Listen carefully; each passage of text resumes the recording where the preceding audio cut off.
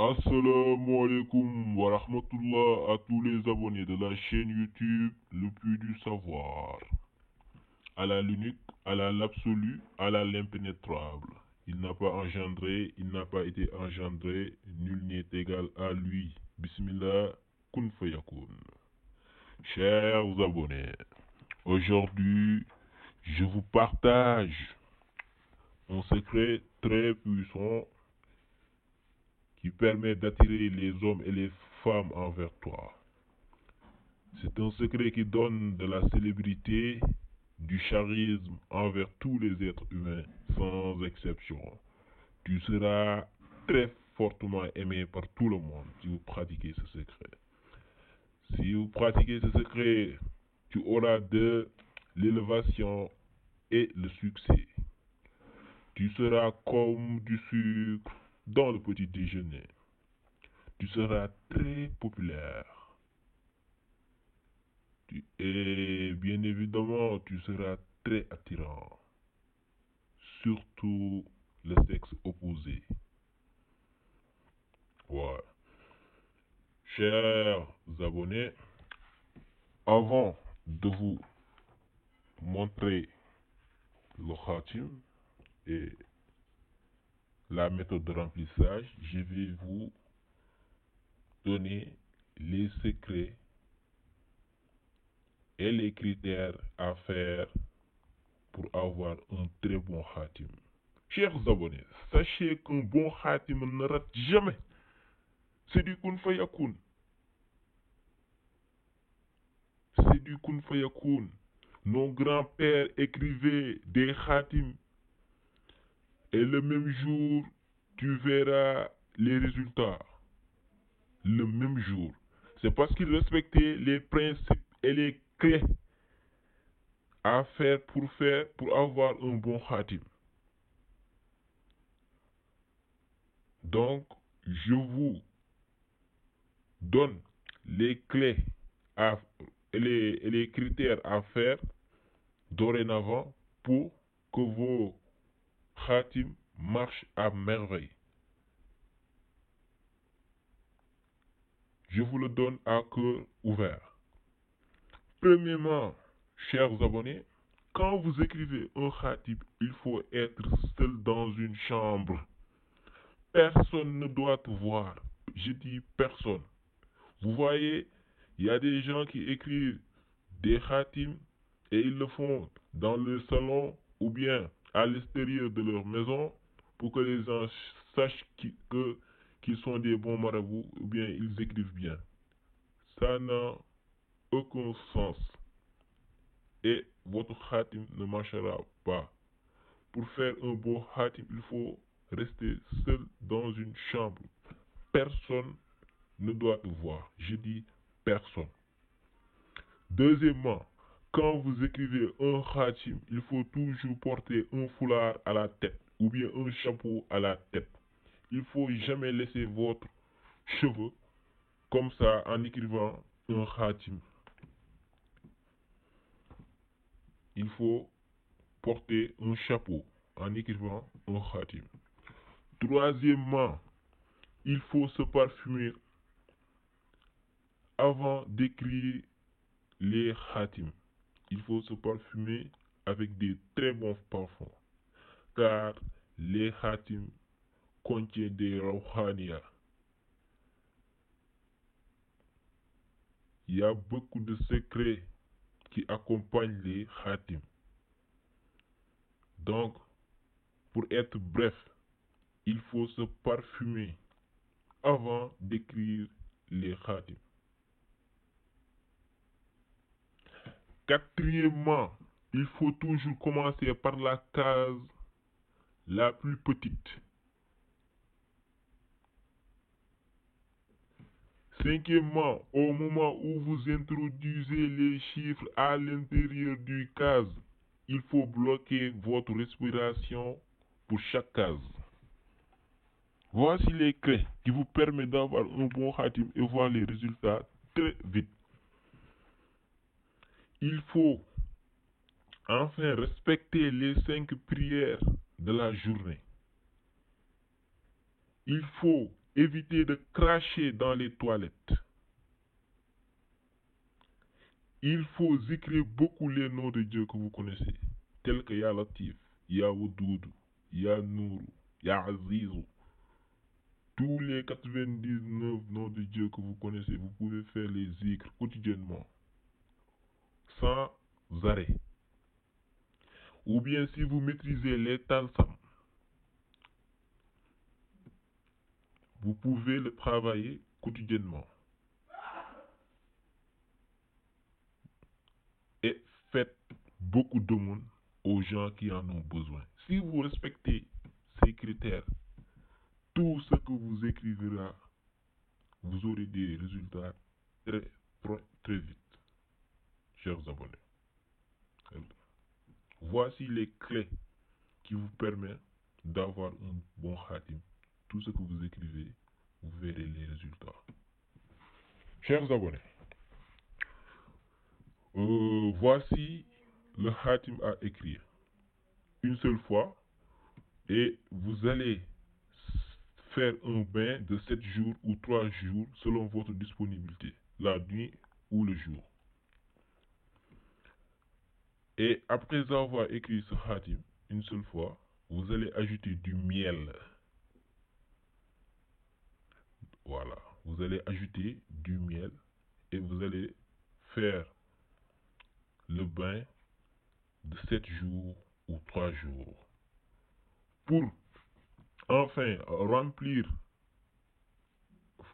le khatim, il faut commencer par le chiffre le plus petit. C'est-à-dire, en bas, vous verrez, j'ai écrit 1, 2 jusqu'à 16. Donc, en introduisant le khatim, il faut commencer par la case numéro 1.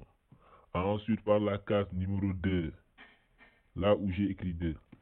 Ensuite, par la case numéro 3. Ensuite, la case numéro 4. Vous allez introduire le khatim, les chiffres à l'intérieur. Ensuite, le 5. Ensuite, le 6, le 7, le 8, le 9, le 10, le 11, le 12, le 13, le 14, le 15 et vous allez fermer par le 16. Voici la méthode de remplissage. Donc, vous allez écrire ce khatim une seule fois, mais vous allez respecter la méthode de remplissage que j'ai donnée en bas du khatim. C'est-à-dire commencer par introduire les chiffres de la case numéro 1 jusqu'à la case numéro 16. Voici le secret que je vous ai amené. Pour les nouveaux, je vous prie d'abonner et d'activer la cloche de notification afin de ne rater plus aucune vidéo. Chers abonnés, merci et à bientôt. Partagez le maximum. Merci. Assalamu alaikum wa rahmatullah à tous les abonnés de la chaîne YouTube Le Puits du Savoir. maa leen di nuyu ku nekk sa tur ak sa sant. waa daara ji duñu tàmbali mukk te sant ñu yàlla suñu borom ndaxte yàlla buur bi kenn la kenn juru ko jurul kenn amul benn buur bu dul yàlla. tey ñu indi leen secret bayre boo xam ne day joxe bayre góor bayre jigéen. xaatim bi ku ko bind booleek ak lem sangoo ko 7 jours juróom-ñaari fan wala ñett fan di nga am bayre nit yi dinañ la bëgg dinañ la wekk lool. ñëpp lay bëgg góor ak jigéen mag ak ndaw ku la gis sopp la yéene la alalam ku la gis jox la cër ku la gis di gis ci yow leer ku la gis di nga mel ni suukar ci ndékki sa koñ ñëpp lay xam fu ngay liggéey ñëpp lay bëgg kii mooy saf ñëpp. secret bi pour liggéey ko da ngay bind xaatim bi benn yoon boole kak lem waaye nag sooy dugal xaatim bi da ngay tàmbali ci adat bu gën a ndaw maanaam chiffre bu gën a ndaw ngay tàmbale fu ñu bind 1 ci suuf case boobu ngay njëkk dugal pare dugal case 2 bi pare dugal case 3 bi soo paree dugal 4 5 6 7 8 9 10 11 12 13 14 nga tëjee ko 16 waaw tey nag dañ leen di xamal xaatim naka ngay def ba xaatim baax sa xaatim dox ñu bari dañuy bind xaatim waaye duñu gis résultat parce que dañ leen joxul clé bi maanaam dañ leen joxul solution bi waaw luy tax muy dox dañ leen dul wax waaw mag yu njëkk yi dañuy dugg ci néeg tëju lu yàgg génn jox la benn xaatim nga sangu ko lu ngay wut yëpp nga am ko parce que dañoo respecté woon xaatim xam ne xaatim du foo xaatim dafa ànd ak ay roxaan ànd ak lu ne danga koy gis nii rek mu yomb ci say bët waaye dafa am baatin léegi dañ leen di jàngal naka ngeen di def ba seen xaatim di baax seen xaatim di dox nga bind teel a gis résultat pour nga am xaatim bu baax dañ la ne waroo nekk ci mbedd bi sooy bind xaatim kenn warulaa gis kenn warulaa gis jarul ngay nekk ci mbedd bi di bind xaatim pour wan gaay yow sëriñ bu mag nga wala di wane ne mën nga bind loolu amul sens da ngay sangu ba sonn doo gis dara nga dul gis waaw xaatim bu baax pour nga am ko da ngay tëju ci néeg kenn du la gis nga bind sa xaatim bu ci topp képp kuy bind xaatim dangaa war a am loo teg sa bopp fulaar wala nga ut mbaxana paa yi nga sol ko wala nga jël kaala sa bopp bi ba sa karaw du feeñ sooy bind xaatim bu ci toppaat sooy bind xaatim balaa ngaa tàmbali dangaa war a parfum utal ay muscle yu neex parfum yu neex nga parfum wu ba xeeñ nga tàmbali bind sa xaatim bu ci toppaat xaatim yi soo koy bind da ngay tàmbali ci case bu gën a ndaw adat bu gën a ndaw ngay tàmbalee di yéeg ba adat bu gën a mag bu ci toppaat bés booy bind xaatim da nga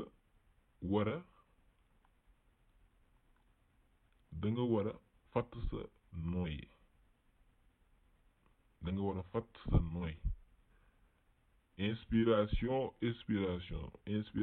expiration maanaam soo demee bay dugal xaatim bi da ngay fatt sa nooy ba doo nooy nga dugal xaatim bi loolu lay waral xaatim di dox waaw soo demee ba dugal néeg bu nekk balaa nga kaa dugal fattal sa nooy dugal xaatim bi soo paree nga eggal nga nooyuwaat jëlaat beneen case dugal soo demee bay dugal rek nga fatt sa nooy dugalaat nga jàppee ko noonu ba xaatim bi jeex bu ci toppaat mooy xaatim soo bëggee muy dox da ngay respecté waxtu juróom di julli waxtu di julli heure bu ci toppaat mooy da ngay moytu di tufli ci wanag kenn du ci tufli lu ci toppaat mooy day faral di zikr tur yàlla 99 tur yàlla yi bu nekk mu nga ci di ko liggéey chaque jour yaa latifu yaa azizu bu la neex mun nga ko liggéey si nekkee am nga ay turu yàlla ay talsam yoo xam ne ni maîtriser nga ko wax nañ la lu ci nekk yëpp bàyyi ñu si dara parce que dañuy lay jox tur bàyyi la leen yi waaw si nekkee daal maîtriser nga talsam di ko liggéey lu bëri di génnee sarax lu bëri critères yooyu soo ko respecté loo bind mu jàpp waaw léegi nag ñu doon di bees ci chaîne bi ñu ngi leen di ñaan ngeen abonné bës cloche de notification bi partager vidéo bi waa daara ji maa ngi leen di sant di leen gërëm di leen wax ba beneen yoon.